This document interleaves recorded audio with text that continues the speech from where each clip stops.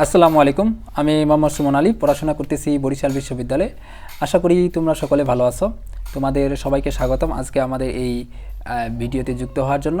তো আজকে মূলত আমরা আলোচনা করব এইচএসসি বাংলা সহপাঠের একটি উপন্যাস, সেটা হলো লাল সালু উপন্যাস। ইতিপূর্বে আমরা এই উপন্যাসের 3টা পর্ব আলোচনা করেছি। তার ধারাবাহিকতায় আজকে তোমাদের সামনে আমরা 4 নম্বর পর্ব নিয়ে হাজির করেছি এবং আজকের এই পর্বে মূলত আমরা লাল সালু যে উপন্যাসটা রয়েছে সেই উপন্যাসটির যেখান থেকে শেষ করেছিলাম তার বাকি অংশ তাহলে আলোচনা শুরু করি। দেখো যে আমরা বিগত পর্বে কি দেখছিলাম, বিগত পর্বে আমরা মূলত দেখছিলাম যে যে মজিদ মূলত আওয়ালপুরের যে নতুন একজন পীর আসছিল তাকে মূলত যে তা ভণ্ড এবং সে যে মিথ্যাভাবে মানুষের কাছে মিথ্যা রটনা করতেছে এই বিষয়টা সে প্রমাণ করছিল।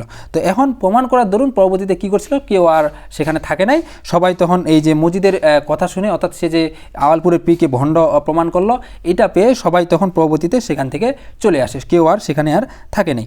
তো এর পরবর্তীতে কী হইলো, দেখো কিছু ছেলেরা মানে তাদের এলাকায় যে অনেক যারা জওয়ান ছিল, যারা যুবক ছিল, তারা কিছু ছেলেরা আওয়ালপুরকে গেল, আওয়ালপুরের যে পীর তাকে শাস্তি দিতে গেল। কেন শাস্তি দিতে গেল?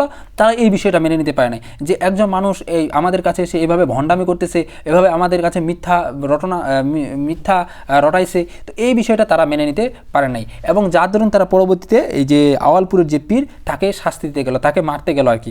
তো এর পরবর্তীতে মারতে গেল তখন নিজেরা, কিন্তু পরবর্তীতে হসপিটাল আসলো। কেন? দেখো এখন তুমি মনে করো আমি কোনো একটা কাজ করছি ভুল প্রমাণিত, মানে তুমি করছো আমাকে, তখন আমার তো এমনিতে মেজাজ রাগ তোমার প্রতি বেশি থাকবে, এটাই স্বাভাবিক। এখন তারপর তুমি আবার কি করছো, আবার নতুন করে তুমি আবার অনেকজন মানুষ নিয়ে তুমি আমাকে আবার মারতে আসছো। তা আমি কি, আমার তো এমনিতে তখন রাগ সেই প্রবল, আমি কি ছেড়ে দিব? তখন কিন্তু সবাই মিলে তখন এই যে আওয়ালপুরের যে পীর রয়েছে সে এবং তার মুরিদরা সবাই মিলে তখন এই যে তাদেরকে অনেক মারধর করে, যে যারা গেছিলো তাদেরকে মারতে আর কি, আওয়ালপুরের এই যে পীরকে যারা মারতে গেছিলো, মানে মসজিদের এলাকার লোক, তাদেরকে সবাইকে তখন অনেক মারধর করে এবং পরবর্তীতে তাদেরকে কিন্তু একবার হসপিটালে ভর্তি করা হয়, হাসপাতালে যে ভর্তি করা হয়। তখন মজিদ তখন সেই অসুস্থ যে মানুষগুলো আছে তাদেরকে দেখতে যায়, সেই অসুস্থ কালো মিয়াকে সেই হসপিটালে মজিদ দেখতে যায় এবং দেখতে গেছে এবং ফিরে এসে তিনি বলেন যে ডক্টর তার মুরিদ। এই কথাটা একটা চরম মিথ্যা কথা বলল। যে কি বলল মজিদ, যে সে মানে বিভিন্ন ধরনের এই যে মানুষগুলো যে ছিল, যে তারা যে অসুস্থ হয়ে গেছিলো, মানে একবারে হাসপাতাল পর্যন্ত ভর্তি হয়েছিল, এরকম তাদের মধ্যে একটা নাজেহাল অবস্থা হয়েছিল আর কি। তো তখন মজিদ তখন তাদেরকে দেখতে গেছিলো হাসপাতালে, যে যেহেতু তার পক্ষে হয়ে তারা তাদেরকে মারতে গেছিলো, তো তার তো অবশ্যই যাওয়া উচিত। এজন্য মজিদ সেখানে গেছিলো তাদেরকে দেখতে, এবং দেখতে গিয়ে তখন সেখান থেকে এসে মানে গ্রামের মানুষদের কাছে মানে একটা তার যাতে সুনাম বা খ্যাতি থাকে এইটা প্রচার করার জন্য সে বলে যে তার যে সেখানে যে ডাক্তার ছিল, যে চিকিৎসা করতেছিল, সে হলো তার মুরিদ। মানে এই কথাটা বললে কি হবে, যে তার একটা আধিপত্য আরও বিস্তারটা বেশি হবে। কেন? কারণ মানুষ যে মনে করবে এত বড় একটা ডাক্তার, সেও তার মুরিদ ছিল, তার মানে এ কত বড়, মানে সেই রকম জনপ্রিয় মানুষ। এই বিষয়টা, এটা যাতে মানুষরা এই বিষয়টা এইভাবে নেয়, এটা করার জন্য মূলত এই যে মজিদ যে রয়েছে সে মানুষদের নামে এরকম বিভিন্ন ধরনের মিথ্যা কথা বলতে লাগলো। তো এই জন্য মূলত সে বলছিল।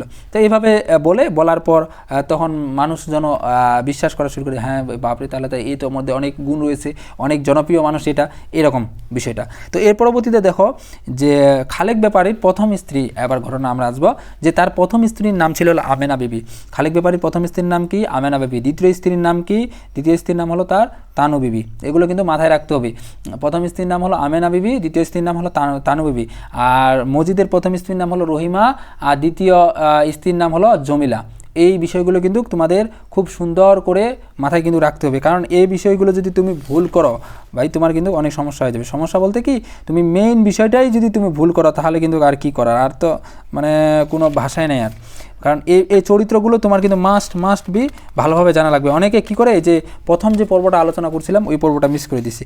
তো আমি বলবো যারা প্রথম পর্বটা দেখো নাই, কাইন্ডলি ওদেরকে বলবো, বারবার রিকোয়েস্ট করতেছি, মূল কারণ কি, কারণ ওই পর্বটা যদি তুমি না দেখো তোমার কিন্তু অনেক বড় সমস্যা হয়ে যাবে, কারণ তুমি বুঝবাই না যে কে কাকে কি বলছে, কোনটা কার চরিত্র। ওই জন্য আগে সর্বপ্রথম তোমরা প্রথম পর্বটা দেখবে একবারে। আশা করি তোমাদের বুঝাইতে পারছি। দেখো, আমেনা বিবি ছিল খালেক ব্যাপারীর প্রথম স্ত্রী, আর তার দ্বিতীয় স্ত্রীর নাম হলো তানু বিবি। এখন আমেনা বিবি যে ছিল, এই আমেনা বিবি অনেক বছর আগে যদিও তার সাথে বিয়ে হয়েছিল, মানে সে তার প্রথম স্ত্রী যেহেতু, তো তার বিয়ে হওয়ার দরুন তার কিন্তু সন্তান হচ্ছিল না। কার? আমেনা বিবির, মানে তার বাচ্চা হচ্ছিল না। তো বাচ্চা হচ্ছিল না হওয়ার দরুন পরবর্তীতে কি হয়, যে আওয়ালপুরের পীর, এই যে আওয়ালপুরের পীর আসছিল, এই পীরের তখন সে পানি পড়া খেতে চাইলো এবং তার স্বামীকে এই বিষয়টা বললো। কেন? কারণ দেখো, তার বাচ্চা হচ্ছিল না, কিন্তু অপরদিকে তার যে ইয়া রয়েছে, তানু বিবি রয়েছে, তার শুধু মানে প্রতি বছর আস্তে আস্তে সন্তান হয়, মানে তার সন্তান হইতে কোনো সমস্যা নাই, সে মানে যে কোনো সময় চাইলে তার সন্তান হয়। কিন্তু তার যে ইয়া রয়েছে আমেনা বিবি, তার কিন্তু সন্তান হচ্ছে না। তো এখন দেখো, তার দুইজন স্ত্রী রয়েছে মসজিদে খালেক ব্যাপারীর, তার মধ্যে একজনের সন্তান হচ্ছে, একজনের হয় না। এই বিষয়টা যখন অন্যজন লক্ষ্য করতে পারবে, তার খারাপ লাগবে না?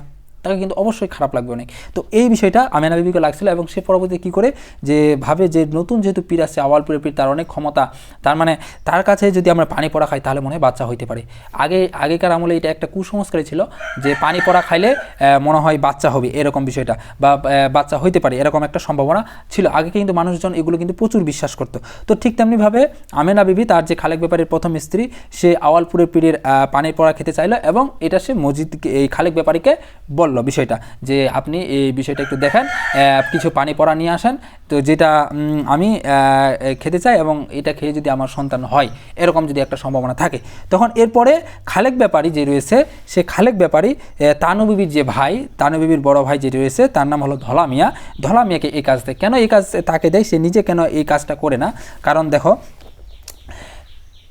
তাদের মধ্যে একটা কথা হয়েছিল যে আওয়ালপুরের পীর যখন ভণ্ড প্রমাণিত হয়েছিল, তখন মসজিদের সাথে মসজিদ সবাইকে বলছিল যে আর কেউ যাতে এই আওয়ালপুরের পীরের কাছে না আসে। মানে তাদের মধ্যে, সবার মধ্যে একটা কথা হয়েছিল মিটিংয়ে, যে কেউ আমরা আর আওয়ালপুরের পীরের কাছে যাবো না, সে তো ভণ্ড, তার কাছে তার কোনো যোগাযোগ নাই। তো এরকম কথা হয়েছিল। কিন্তু এখন যদি আবার খালেক ব্যাপারী, সে কিন্তু নিজেই এগুটা মানে এরকম সিদ্ধান্ত আসছিল, এখন যদি খালেক ব্যাপারী আবার নিজে আবার সেই আওয়ালপুরের পীরের কাছে পানি পড়া নিতে যায়, তাহলে বিষয়টা কেমন হয়ে গেল না? তো তখন কিন্তু একটা ঝামেলা সৃষ্টি হতে পারে। তো যার ধরুন পরবর্তীতে এই যে খালেক ব্যাপারী তানু বিবি যে রয়েছে, তার দ্বিতীয় স্ত্রী যে বড় ভাই ধলা মিয়া, তাকে মূলত এই কাজটা দেয়, যে তুমি এটা নিয়ে আসো, পানিটা পড়া কই, যেহেতু স্ত্রী বলছে আর স্ত্রীর কথা তো ফেলা যায় না, তো এই জন্য মূলত তাকে পাঠাইছে। আর যে ধলা মিয়া, এই ধলা মিয়া ছিল ভীতু টাইপের। ধলা মিয়া কী ছিল?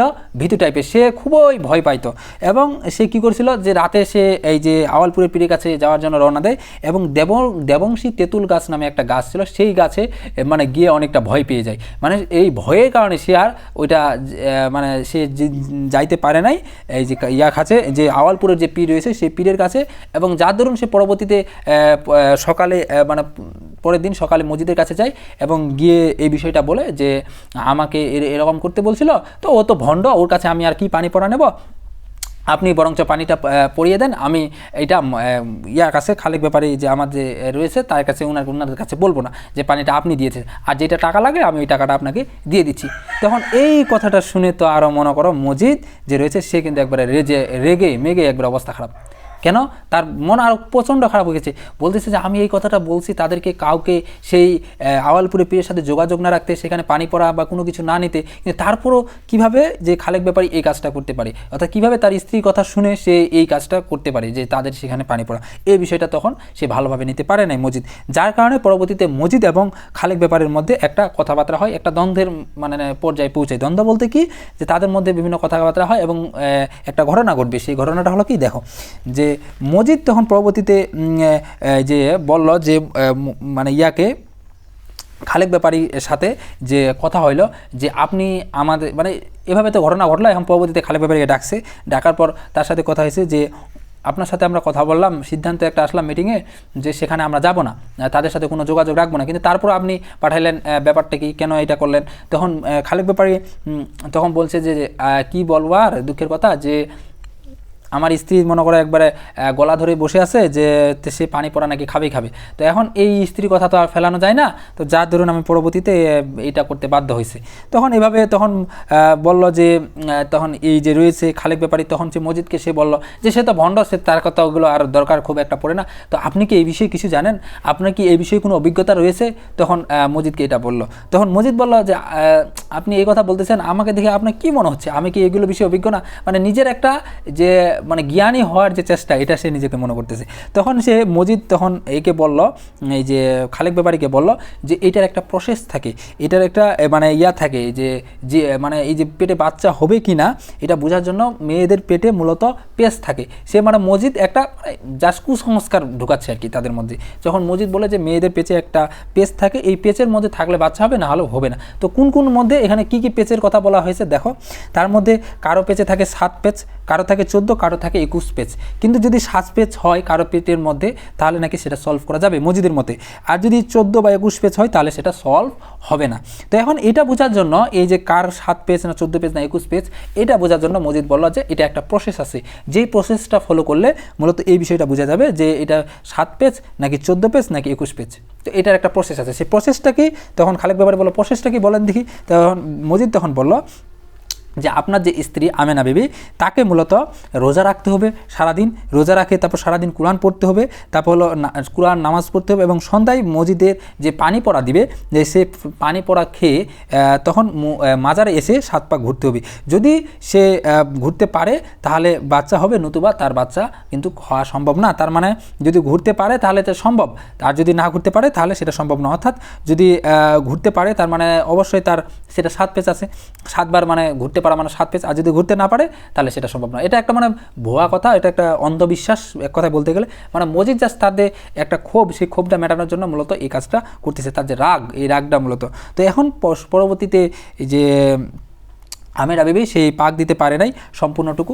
কারণ তুমি দেখো একটা মানুষ সারাদিন রোজা করছে, সারাদিন নামাজ পড়ছে, কোরআন তেলাওয়াত করছে, মানে সারাদিন কিন্তু ক্লান্তের পর, আর সন্ধ্যায় 1 গ্লাস শুধু পানি খেয়ে সে কিন্তু কতটুকু আর সুস্থ থাকতে পারে? তখন কিন্তু এমনিতেই যে কোনো মানুষই কিন্তু এমনিতেই কিন্তু ক্লান্ত হয়ে যায়, তখন কিন্তু মাথা ঘুরে। তো এই জন্য যে পরবর্তীতে আমেনা বিবিও মাথা ঘুরে যায়, সে পড়ে যায়, কিন্তু সে সম্পূর্ণ 7টা পাক দিতে পারে নাই।